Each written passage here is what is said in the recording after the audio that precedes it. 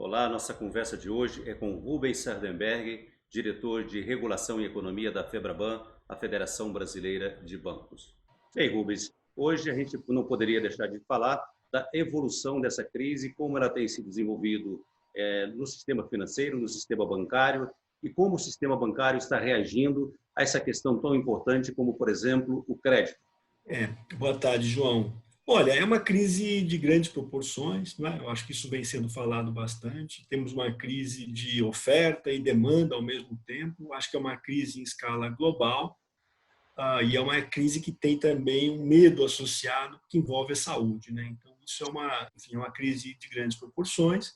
Felizmente, como eu digo, não é uma tempestade perfeita, porque a gente não tem uma crise bancária, não tem uma crise financeira. Nós temos um setor bancário, um setor financeiro que está muito sólido no mundo todo, em especial aqui no Brasil, né? Eu acho, tratando especificamente esse ponto que você mencionou, eu acho que no primeiro momento da crise teve um problema muito sério de liquidez, né? Assim, as empresas buscaram recursos, as pessoas buscaram recursos, né? Alguém até já disse que foi uma espécie de efeito álcool gel no caso da demanda por recursos, né? Então houve aquela pressão inicial. Eu acho que o Banco Central agiu bem, né? Direcionou recursos de compulsório, melhorou essa parte de liquidez, os bancos também concederam, né, esses recursos. Eu acho que a gente teve uma espécie de uma pressão inicial. Eu acho que agora a gente já tem há um bom tempo acomodou isso, né? E também eu acho que teve iniciativas importantes na parte do crédito que os bancos adotaram, né? Eu acho que isso também tem ajudado a economia a conviver com isso, que é um momento muito difícil. Iniciativas que você poderia mencionar, por exemplo? Eu acho que a gente teve, de um lado, logo de início, né, os bancos anunciaram essa postergação por 60 dias dos vencimentos, né, os bancos, portanto, né, para quem estava com operações em dia e solicitasse, isso foi especialmente para famílias e para empresas pequenas e médias, né, os bancos fizeram essa postergação por 60 e que algumas instituições já estão renovando isso. Os bancos também tomaram aquela iniciativa em conjunto com o Tesouro, com o BNDES, de dar folha de pagamento, né? Ou seja, financiar folha de pagamento para empresas com faturamento entre 360 mil e 10 milhões. Isso está no começo, está se desenvolvendo, mas também foi um fôlego adicional para essas empresas. Cada instituição também tomou uma série de medidas, né, no sentido de conceder esses créditos, renegociar dívidas, oferecer linhas adicionais para os seus clientes, né? E mais recentemente a gente tem uma iniciativa importante dos grandes bancos, com o BNDES, com o governo também, para atender alguns setores importantes, né, da economia, que pela sua escala são setores que merecem uma atenção especial pela sua escala, porque empregam muita gente e porque são muito importantes no cenário econômico, né? Então, setor elétrico, aviação, setor automotivo, varejo não alimentar. Então, está se desenhando políticas, né, propostas para esses setores, para ajudá-los a superar a crise. Pois é, Rubens, essa crise tem algumas características. Uma delas é o seguinte: pô, ninguém estava, ela é inesperada, portanto, ninguém estava preparado para ela, e ao mesmo tempo ela chega de uma vez com muita intensidade e com uma evolução também muito rápida, trazendo esta realidade, essa característica, essa dinâmica da crise para a evolução do crédito, falando da demanda por crédito e oferta de crédito. Em que estágio estamos? Olha, você tem razão. Eu acho que ela é uma crise muito abrupta, porque não é uma crise originária no setor econômico, nem na economia, nem no setor bancário, mas é muito atingido porque a estratégia que acaba se adotando, essa estratégia de distanciamento social, é uma estratégia que leva a uma paralisia da economia. Portanto, você, de repente, né, abruptamente, você tem uma queda da demanda e, portanto, é uma situação muito diferente de outras crises, né? É uma parada abrupta que faz com que as empresas demandem esses recursos, né, capital de giro, para que elas possam justamente suportar este período. O setor bancário tem procurado ajudar justamente nesse processo, né? Porque o que a gente precisa fazer numa situação como essa? A economia, ela precisa uma espécie de hibernação, ela precisa parar para que você consiga controlar o vírus e aí você volte a funcionar. Neste processo, o que acontece? Você precisa fazer com que isso aconteça com o menor dano possível para a economia. No caso das empresas, é importante, justamente, portanto, dar esse crédito para que elas possam atravessar esse período. Claro, não são só os bancos, mas aí tem a questão de renegociar impostos, renegociar com fornecedores, né, os próprios empregados, né, darem a sua contribuição. Isso tudo para que você preserve essas empresas, para que elas possam, né, fazer essa transição, fazer essa travessia. No caso das famílias, você também tem uma situação em que você precisa dar este fôlego para as famílias. Tem todos os programas emergenciais que o governo está fazendo, e, neste caso, quem tem que fazer isso é o governo, porque é quem tem capacidade financeira para bancar um programa com essa envergadura, mas, se você olhar, os bancos estão fazendo a sua parte, estão postergando os vencimentos, estão renegociando essas dívidas, portanto, estão também dando um fôlego para as famílias.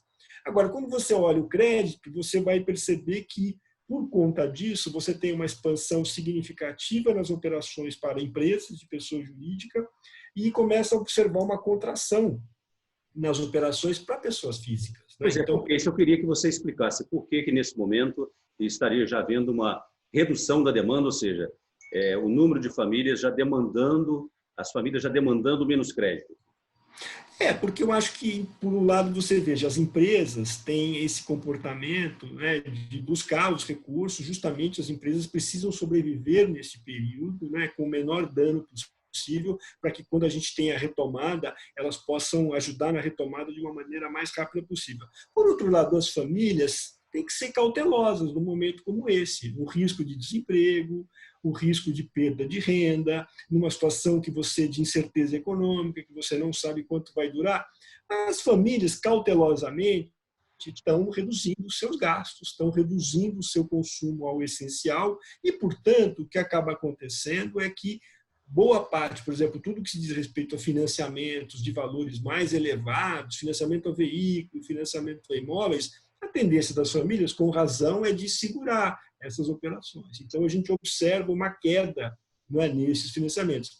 Isso é uma coisa ruim do ponto de vista geral para a economia, mas é muito compreensível. As famílias estão fazendo o quê? Estão adaptando, estão utilizando, estão, né, adotando um comportamento cauteloso num momento como esse. Então, é razoável que a gente veja, né, daqui para frente, né, este movimento, que é um movimento de um crédito maior de pessoa jurídica e uma redução no crédito para pessoas físicas por conta desse comportamento das famílias. Você falou que a economia precisa passar por uma espécie de hibernação, ou seja, paralisa as atividades para retomada aqui na frente, logo adiante. Essa é uma discussão toda no mundo todo, né? E como é que você vê esse processo aqui no Brasil? Como é que a gente pode, digamos assim, de começar a descongelar a economia? Eu acho que esse, de fato, é a grande dúvida, não é? De como é que você consegue sair desse processo, né? Porque depende de uma questão de saúde, né? Depende de você ter uma espécie, né, um controle da propagação do vírus que dê confiança para que as pessoas possam ir relaxando o distanciamento, né? Eu estou longe de ser um especialista aqui, sou mais um torcedor também. A minha expectativa é que a gente, pelo menos, consiga evoluir daqui para frente para uma estratégia que seja, claro, que com segurança, que os médicos recomendem, que você possa, de alguma maneira, conseguir ir gradualmente recuperando as atividades, né, econômicas. Você, quem sabe, você fazendo essas separações por regiões, por cidades menos afetadas, por setores onde você tem menos convívio, né, ou tem menos junção de pessoas. Então, estratégia que os países estão tentando, né, para sair desse processo. Então, cidades onde você tem um número menor de contaminados e tem leitos à disposição, você pode ser mais flexível. Cidades menores, você também pode fazer isso. Depois, atividades que você consegue controlar, a aglomeração de pessoas, você também pode liberar. Então, você, com isso, consegue uma saída inteligente. Infelizmente, tem setores que vão continuar restritos, né? A parte de entretenimento, grandes espetáculos, a parte do turismo, infelizmente, vão demorar mais para sair, né? Mas a expectativa é que você consiga, a partir disso, fazer com que a economia se recupere. O problema é que a gente está dependendo, quer dizer, depende neste caso de orientação médica, né? Que você consiga fazer isso de uma maneira segura, porque o risco é que se você tiver uma espécie de segunda onda, isso é muito complicado, tá certo? A gente pode ter uma recessão, né? Um agravamento ainda maior da queda da atividade que a gente já vai ter. Você disse que só não é uma tempestade perfeita, uma das razões é porque não é também uma crise bancária, ou seja, não afeta, ela não decorre de uma perda de saúde, de problema no sistema financeiro. E qual é o papel que essa situação do sistema bancário brasileiro, o sistema financeiro, tem a desempenhar nesse momento, não só para suportar, para fazer essa passagem na crise, mas sair lá na frente?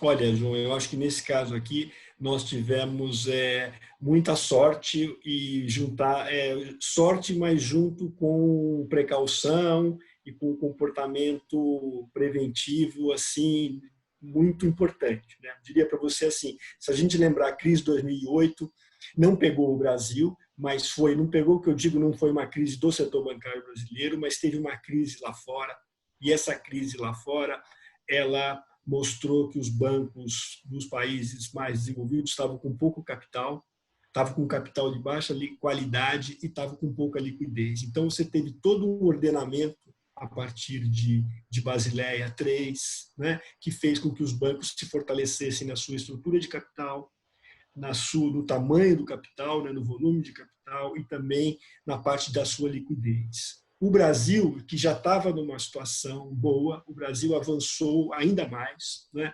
e fez, né, um sistema financeiro bastante sólido. Outra coisa importante do Brasil, um sistema muito regulado, muito bem regulado pelo Banco Central. Portanto, a gente não tem aqui aquelas zonas cinzentas, você não tem áreas que estão fora do regulador. Então, isso também, né, acho que é um ponto importante.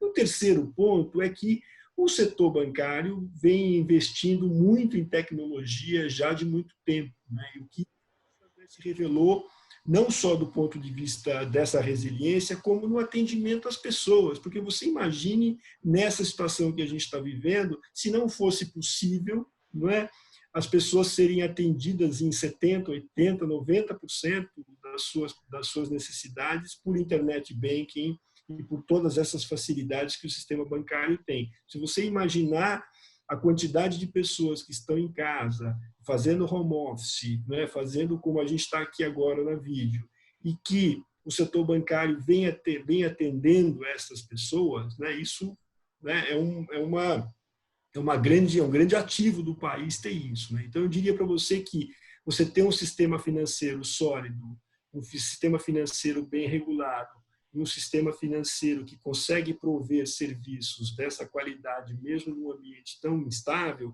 é um ativo importante e que vem ajudando bastante a gente a navegar nessa crise. Pois é, você falou nessa questão do investimento em tecnologia que foi feito pelos bancos nos últimos anos. Você teria um dado comparativo da situação do Brasil nesse aspecto de tecnologia, de atendimento e tudo mais, com os demais países? Qual é o nosso estágio, vamos dizer assim?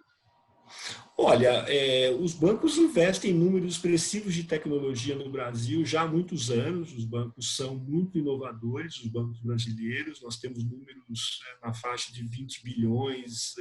Enfim, os bancos investem em tecnologia por ano. São números muito expressivos. Agora, o que... E, assim, se você, pelo menos assim, do que a gente conhece comparativamente do funcionamento do sistema bancário, nós temos um sistema bancário muito moderno no Brasil, que tem, por exemplo, números muito expressivos da utilização de cartões, de internet banking, de home banking e de todos esses outros instrumentos que permitem com que você tenha acesso aos produtos bancários sem necessariamente ir à agência. Então, bancos brasileiros, eles são muito modernos nesse sentido, mas tão ou mais importante, são muito confiáveis com relação a isso, né? Ou seja, as pessoas no Brasil se sentem muito seguras, muito confiantes em fazer essas operações, porque também tem muito investimento nessa parte de segurança, né? Na parte de segurança. Então, isso tudo, né? Que dá, porque, João, pensamos o seguinte: tecnologia bancária, você precisa ter os produtos, tá certo? Esses produtos de qualidade, os produtos precisam ser disponíveis para que você possa fazer as operações e um sistema seu não travar a qualquer momento, você possa fazer as operações. E terceiro, o sistema precisa ser confiável. Você precisa ter segurança de que os seus dados estão preservados, que os seus recursos estão preservados. E isso a gente tem, né? A gente tem esses atributos do nosso sistema bancário e, portanto, isso é fruto de muito investimento e é fruto de um processo que não vem de hoje, vem de longa data. Né? Eu lembro aqui, quando eu comecei a minha carreira, tinha todo o problema de inflação e isso, né, se foi uma coisa muito ruim por um lado, por outro lado, né, incentivou desde aquela época os bancos a investirem muito em tecnologia. Agora, Rubens, você é o diretor de regulação. Então, numa situação emergencial como essa, também você tem que mexer no sistema regulatório de alguma maneira, de algumas operações, alguns critérios. Eu queria que você falasse sobre esse aspecto do desafio, ou seja, ajustar os procedimentos para uma realidade repentina e muito desafiadora. Olha, esse é um ponto importante, porque numa situação emergencial como essa que a gente está vivendo, você tem que adaptar alguma série de coisas, né, às novas circunstâncias, né? E para te dar um exemplo, por exemplo, a começar na questão da liquidez, por exemplo, né, você teve mudanças regulatórias importantes que o Banco Central adotou e que foram também fruto de uma negociação, de uma conversa que a federação, os bancos fizeram com o Banco Central. Portanto, liberação de compulsórios, portanto, a parte de você flexibilizar algumas regras de manutenção da sua liquidez, né, algumas flexibilizações foram importantes. Depois disso, no crédito, quando você tem um cenário mais conturbado como esse, num cenário como esse, você necessariamente tem que fazer mais, né, ajustes do ponto de vista de provisões para perdas, você tem que fazer alguns ajustes de capital. E aí, eu acho que o Banco Central, e a gente tem nas conversas, eu acho conseguido, ao mesmo tempo em que você traz alguma flexibilidade que o momento exige, não é? Mas sem perder a solidez da regulação. Esse é um pouco isso que a gente tem que pensar.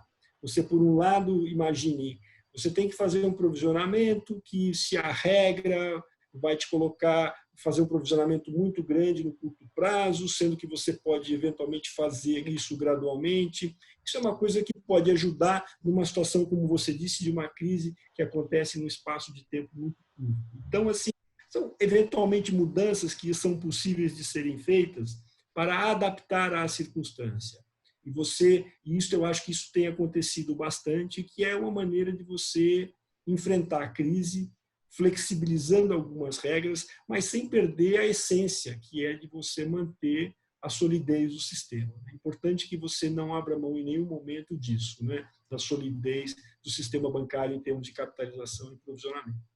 Para a gente encerrar, Rubens, qual você acha que deve ser, o que é o principal desafio nos próximos dias, nas próximas semanas? Olha, eu acho que a gente, como eu disse para você, nós passamos dessa fase mais aguda, que eu diria no primeiro momento, né? E eu acho que a gente tem agora que continuar cuidando dessa parte de atendimento ao crédito, às necessidades das empresas. Eu acho que aquela situação de emergência geral a gente passou. Agora, eu acho que é uma segunda fase de você começar a cuidar especificamente das necessidades setoriais, né? Atacar essas necessidades setoriais. E aí, João, eu acho que a gente precisa começar a preparar de como é que vai ser a retomada da economia. Quer dizer, a ideia de que eu aqui não quero passar por precipitado, não quero, né, dizer que não estamos pensando na questão médica e tal, mas eu acho que a gente tem que começar a pensar o seguinte: como é que, tá certo? Como é que a economia brasileira vai sair disso, né? Como é que a gente pode fazer com que a gente saia de uma maneira organizada, que a gente possa minimizar as perdas, né, que a gente certamente vai ter, mas que a gente possa fazer isso da maneira mais rápida possível. Quais são as necessidades, o que vai acontecer com os setores, que tipo de regra a gente vai ter que eventualmente alterar. E eu acho que uma coisa importante é o seguinte, a gente voltar, né, àquela agenda que a gente tinha no Brasil. Né? A gente não pode esquecer, tivemos uma pandemia, estamos tendo foco na saúde, em preservar a economia, mas passado isso, a gente tem que voltar, né, aos nossos, né, os problemas que a gente vinha discutindo, né, a parte do equilíbrio fiscal. O Brasil precisa fazer uma reforma tributária, o Brasil precisa abrir a sua economia, o Brasil precisa investir na sua parte de infraestrutura, então precisa, e para isso vai necessitar de capital externo, vai necessitar ampliar a questão da privatização. Então, assim, eu acho que a gente deveria, né, não esquecer dessa agenda que, se já era importante antes, vai ser muito mais importante agora. Rubens, muito obrigado a você. Tá bom. Eu que agradeço.